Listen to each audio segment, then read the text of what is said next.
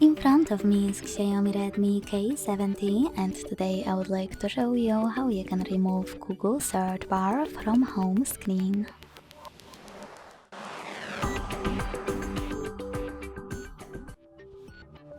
Firstly, you can simply hold your search bar and wait for the pop-up to show. When it does, click on it. If you want to, you can also pinch your device's display.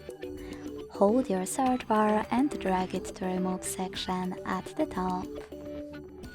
When you're ready, let go and click on this check mark at the top right corner or on home button.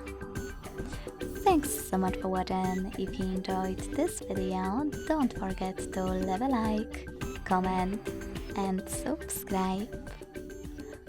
Bye!